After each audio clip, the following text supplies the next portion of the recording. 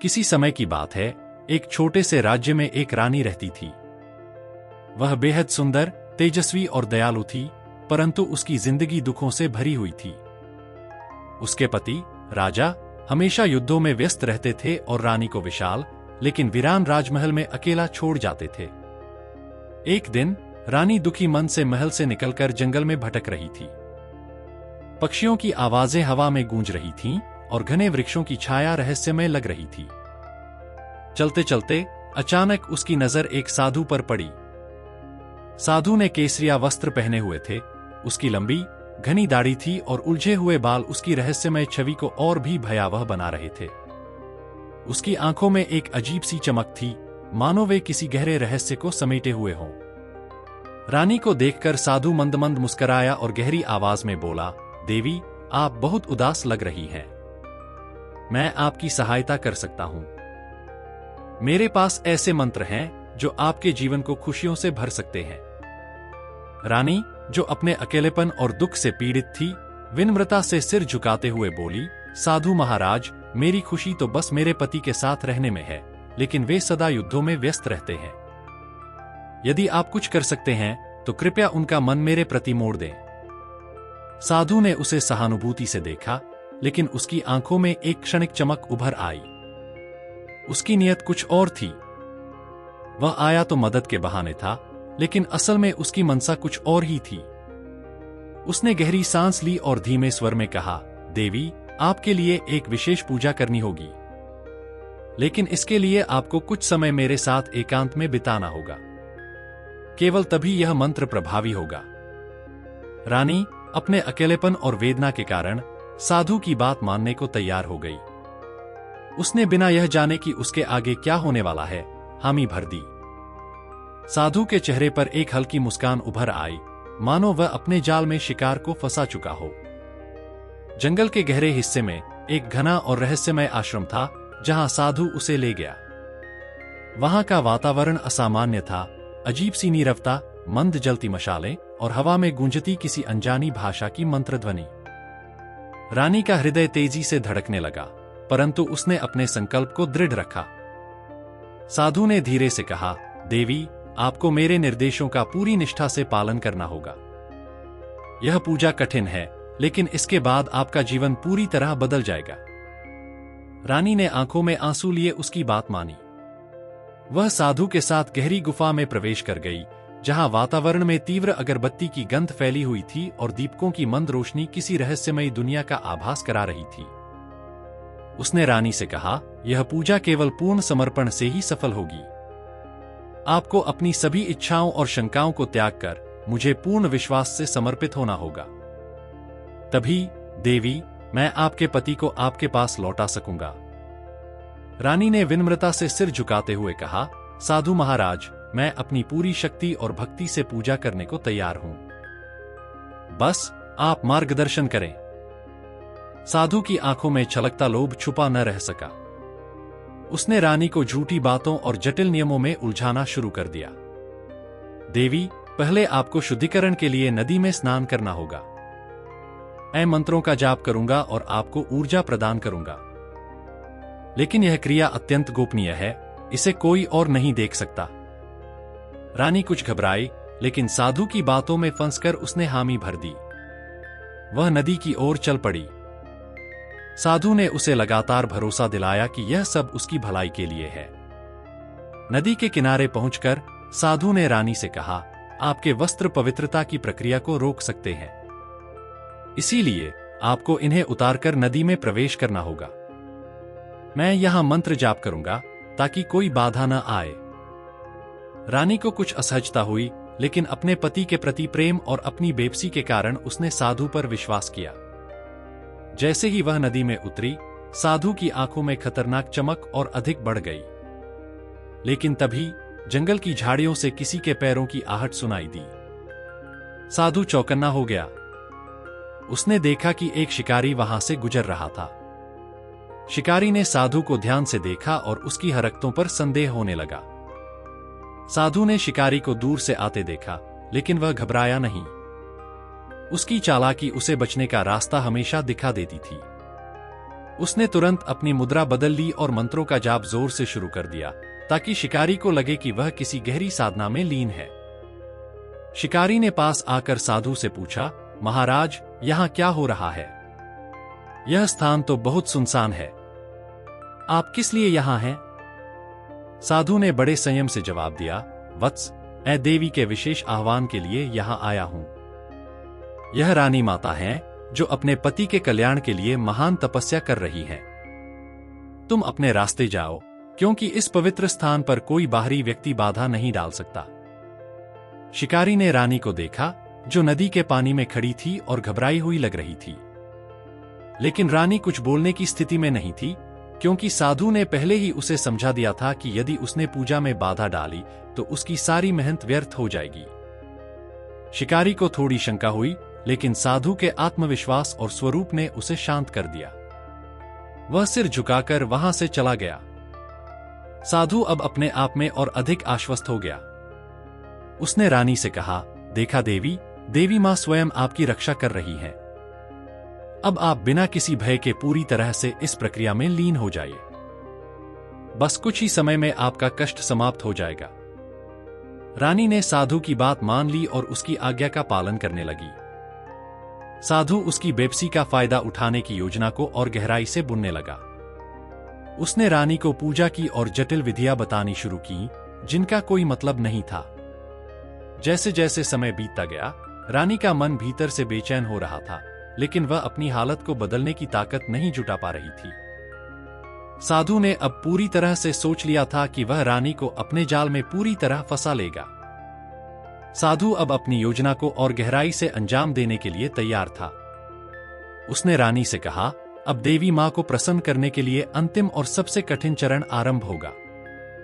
आपको अपनी आत्मा और शरीर को पूरी तरह से त्यागना होगा। केवल तभी यह अनुष्ठान सफल होगा। यह साधना आपकी इच्छाओं को साकार कर देगी। रानी अब तक पूरी तरह से साधु की बातों में उलझ चुकी थी। उसकी आंखों में अपने पति के प्रति प्रेम और खोई हुई खुशी को पाने की उम्मीद थी। वह साधु के हर निर्देश को मानने के लिए तैयार हो गई।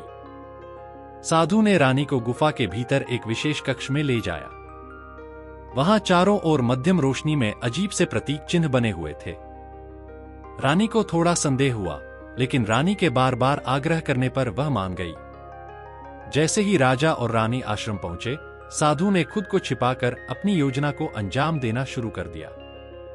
उसने अपने शिष्यों से कहा कि वे राजा को ध्यान और पूजा में उलझा रखें, जबकि वह रानी से अकेले मिलने की कोशिश करेगा।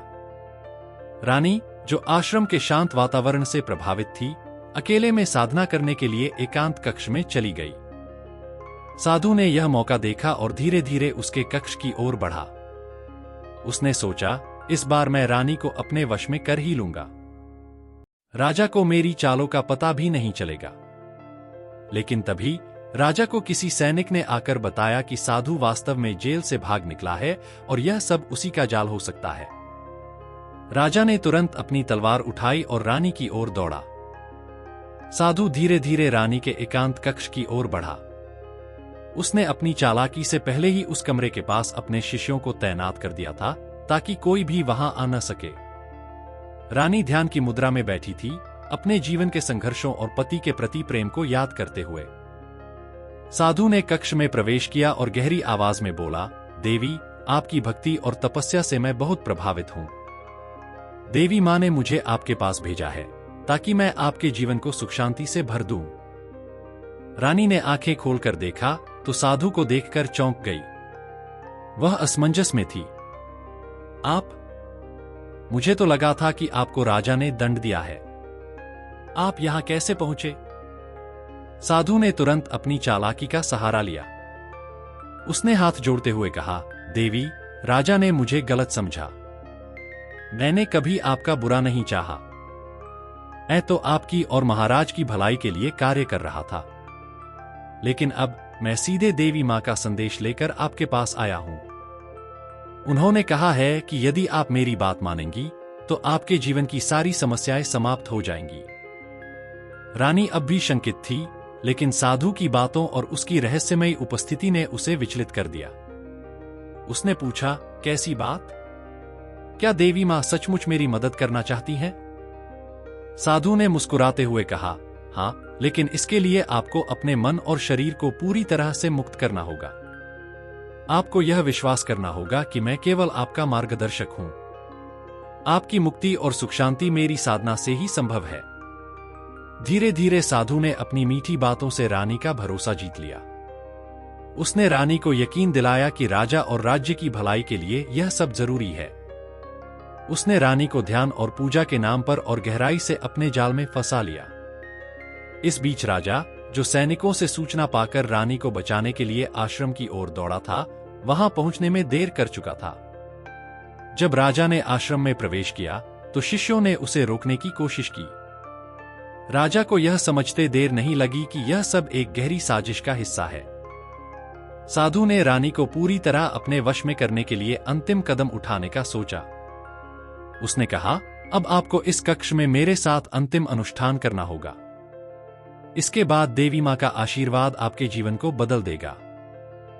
बस आपको मेरी हर बात माननी होगी। साधु ने अपनी बातों से रानी को पूरी तरह से अपने वश में कर लिया। उसने रानी को यह यकीन दिला दिया कि राजा का भविष्य और पूरे राज्य की भलाई केवल उसके विशेष अनुष्ठान पर निर्भर करती है। रानी, जो पहले से अपने पति और राज्य के प्रति अपनी जिम्मेदारियों को लेकर चिंतित थी, साधु की बातों में पूरी तरह फंस गई। साधु ने रानी से कहा, देवी मां चाहती हैं कि आप और मैं मिलकर यह अनुष्ठान पूरा करें। यह अनुष्ठान आपकी शक्ति को जागृत करेगा और आप अपने पति के जीवन में हर कठिनाई को दूर कर पाएंगी। बस आपको मेरी हर बात माननी होगी। साधु ने रानी से कहा कि राजा को इस अनुष्ठान के बारे में कुछ भी न बताया जाए। महाराज को अभी यह सब समझाना मुश्किल होगा। देवी मां ने कहा है कि यह अनुष्ठान गोपनीय होना चाहिए, अन्यथा इसका प्रभाव समाप्त हो जाएगा। रानी, जो साधु की बातों में पूरी तरह उलझ चुकी थी, ने राजा को कुछ भी बताने से मना कर दिया। साधु ने रानी के मन में यह भ्रम भी डाल दिया कि राजा शायद इस अनुष्ठान को समझ नहीं पाएंगे और इसे विफल कर देंगे। साधु ने रानी के साथ कई झूठे अनुष्ठान शुरू किए, जिनमें उसे मानसिक और शारीरिक रूप से थकाने की कोशिश की। वह चाहता था कि रानी इतनी कमजोर हो जाए कि वह पूरी तरह से उसकी बात माने। उसने रानी से कहा, अब आप देवी मां के आशीर्वाद के बिल्कुल करीब हैं। बस अंतिम चरण पूरा करना बाकी है और फिर आपकी सारी समस्याएं समाप्त हो जाएंगी। साधु ने अपने शिष्यों से कहा कि राजा को आश्रम के मुख्य द्वार पर रोक दिया जाए। उन्होंने राजा को यह कहकर बहलाने की कोशिश की कि रानी गहन साधना में लीन है और उन्हें परेशान करना अनुष्ठान के लिए हानिकारक होगा। इस बीच साधु ने रानी को अपने वश में करने की योजना को और तेज कर दिया। उसने रानी से कहा, आपका त्याग और समर्पण ही आपके पति को देवी मां का आशीर्वाद दिला सकता है। साधु ने रानी को पूरी तरह से अपने जाल में फंसाने के लिए अपनी बातों में और भी मिठास और विश्वास का मिश्रण कर दिया। उसने रानी से कहा, देवी मां की कृपा तभी प्राप्त होगी जब आप अपनी सभी शंकाओं और सीमाओं को त्याग दें। यह आपका अंतिम और सबसे महत्वपूर्ण चरण है। बस मुझे अपना मार्गदर्शक माने और देवी मां का आशीर्वाद तुरंत मिलेगा। रानी, जो पहले ही मानसिक रूप से कमजोर हो चुकी थी, अब पूरी तरह से भ्रमित और असहाय थी।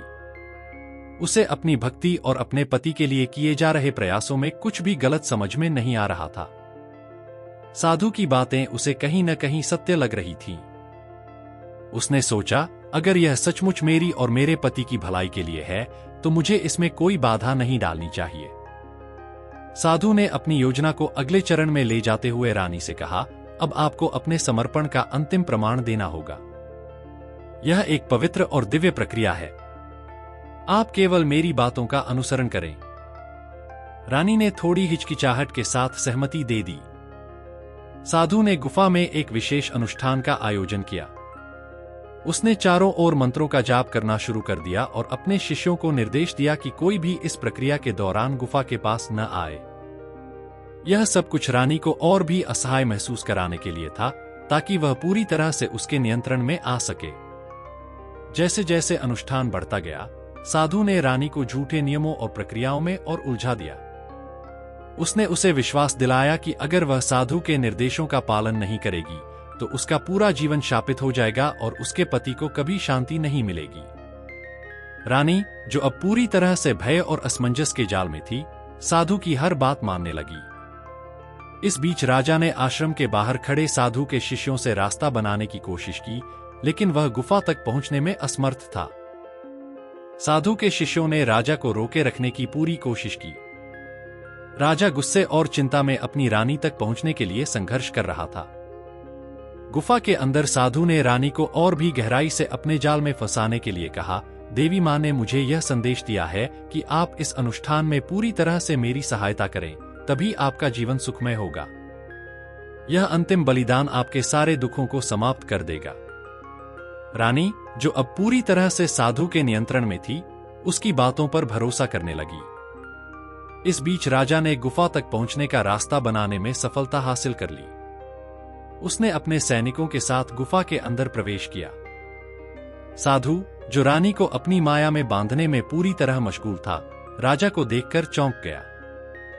राजा गरजते हुए बोला, कपटी साधु, मैंने तुझे पहले भी चेतावनी दी थी, लेकिन तेरी कुटिलता इतनी गहरी है कि तुझे कोई सुधार नहीं सकता। आज तुझे तेरे कर्मों का दंड मिलेगा। इसके बाद राजा ने साधु को बंदी बना लिया और उसे राज्य की जनता के सामने पेश किया। राजा ने जनता को साधु के पापों के बारे में बताया और उसे सबसे गहरे कारागार में डाल दिया गया। राजा और रानी ने एक नई शुरुआत की और अपने राज्य को और भी समृद्ध बनाया। प्रिय दर्शकों, यह कथा हमें सिखाती है कि सच्ची भक्ति और विश्वास की परीक्षा हर कदम पर होती है। कभी कभी कपट और छल हमारी आस्था को डगमगाने की कोशिश करते हैं, लेकिन सच्चा प्रेम, निष्ठा और न्याय हमेशा विजयी होते हैं।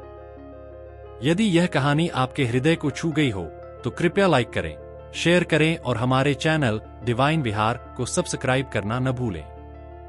आपका समर्थन हमें और भी सुंदर, प्रेरणादायक और आध्यात्मिक कहानियां लाने के लिए प्रेरित करता है। धन्यवाद।